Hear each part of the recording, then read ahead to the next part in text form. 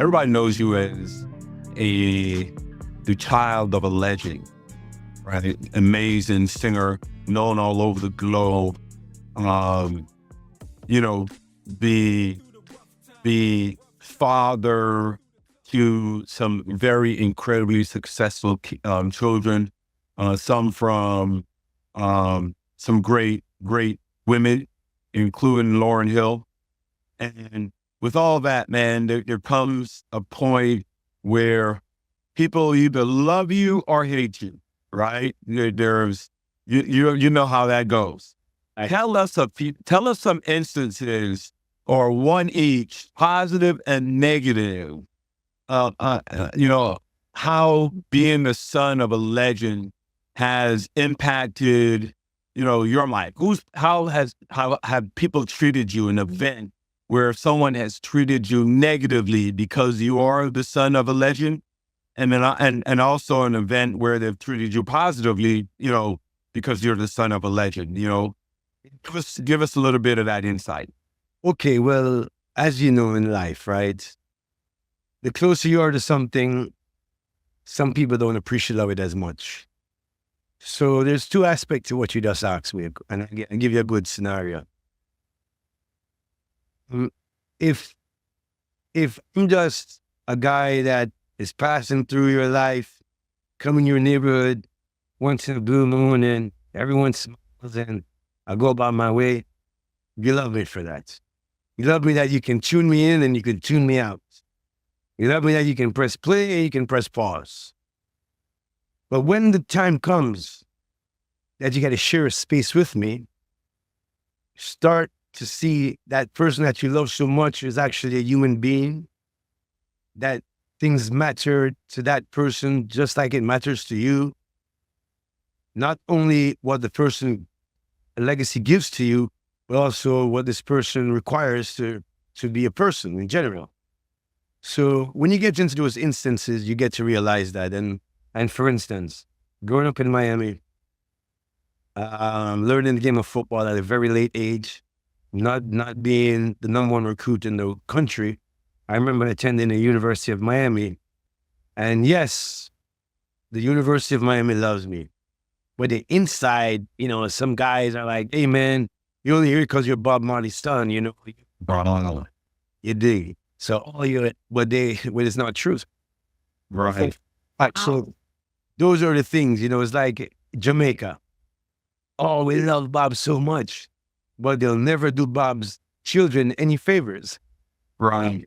You don't need no help. You have it all. You're Bob Marley.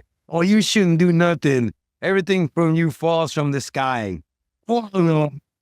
I remember when I was trying to launch Marley Coffee, start Marley Coffee, and I bought the farm because I got a couple of $100,000 from a deal my dad did.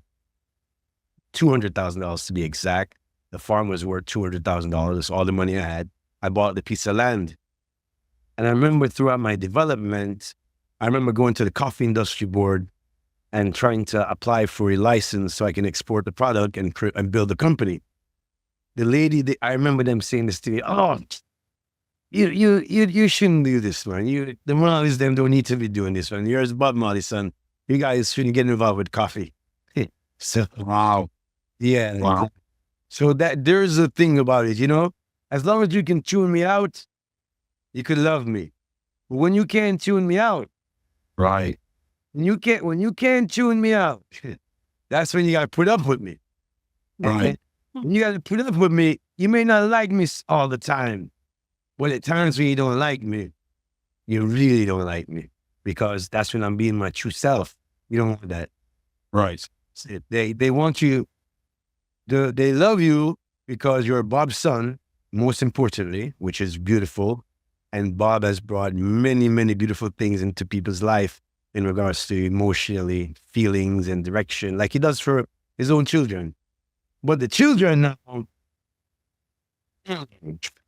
oh, it's only because you're that's why you're that, you know? Right. We didn't have to learn anything. We didn't have to learn how to walk. It was only because we're Bob's sons and don't let me walk. We didn't have to learn how to wipe our behinds in the bathroom It's only because we're Bob children, we wipe our behinds. You know? Right. It's like that. It's like that type of ridiculousness. Like we don't have to, like we didn't have to fend for ourselves when our dad passed away when we were like very tender age of 9 years old, you know? So anyway, those are the pros and the cons to that. Right. That's Totally the- understand. yeah, everybody thinks that being the son of a star, everything is great. And in some cases, like you're saying, there's hate that comes with that, you know? You know what's good? You know, sorry to cut you. You know what's great? You know what's great about that? That the one that is a star, let's break it down. Who is the star? This man. What is this man? He's a father. You know what being a star affords him? You know what? My children will have dinner. I'm going to send them to a better school. The dream of being a father is what it affords the superstars to be is to be the superstar father, because it is for your household. Yes, there's the part that you're, you know, the messaging side, but there's also the sweat side that comes in regards to the exchange of your giving, right? And that reward is that same reward you're going to use to make your children greater than yourself. So that's the greatness that a father tried to give his child. Superstar father, you know what? My kid is going to get a book bag before I ever had a book bag. I was 25. My kid's going to have a book. He's going to have 5,000 book bags to choose from because I worked my ass off and I did that for him. It wasn't like, you know what I'm saying? The son, the thing of the son, he's just building on what the father gave him, the foundation. Right. Excellent. What people call superstar, whatever it is. That superstar did that so they can make a way for their families. Yeah, you know what I mean? Because you know what it is? It's just how the earth runs.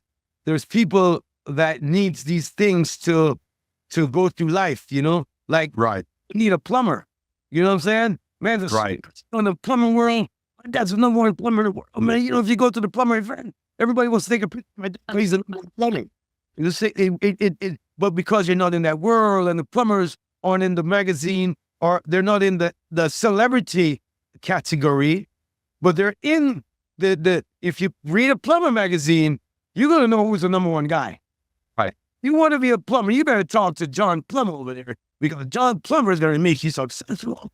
Because what did you think plumbers just are plumbing to plumb? No. Plumbing the plum. We're not plumbing to plumb. I'm plumbing to oops. I'm telling him with you to try to invent the next, not the PVC pipe, the pipe that's better than that. And I want to be the plumber because I know the amount of holes I've dug that if I can create a different type of elbow, that's it. He's got into a field now that he can create ingenuity. And that's what it is. Now, then all of a sudden you hear about, hey, it was John the plumber that invented that elbow that you have there before. It was just a try. You know what I mean? And then that guy becomes this wealthy superstar guy. And you know what happens? His kid now no longer have to do the plumbing. The kid now has got private. Now, you know what? Dad, I want to be dad watches, now the dad's a superstar plumber. The dad's watching football, you know, now the kid's growing up watching football. I got a driver outside because dad is a superstar plumber. All of a sudden, that kid now becomes an athlete. And all of a sudden, he's a superstar. So all of a sudden, because of what his dad afforded him to be, he didn't have to go down the plumber work day, the 9 to 5 to become that. I made it through the rough time. I made it through the tough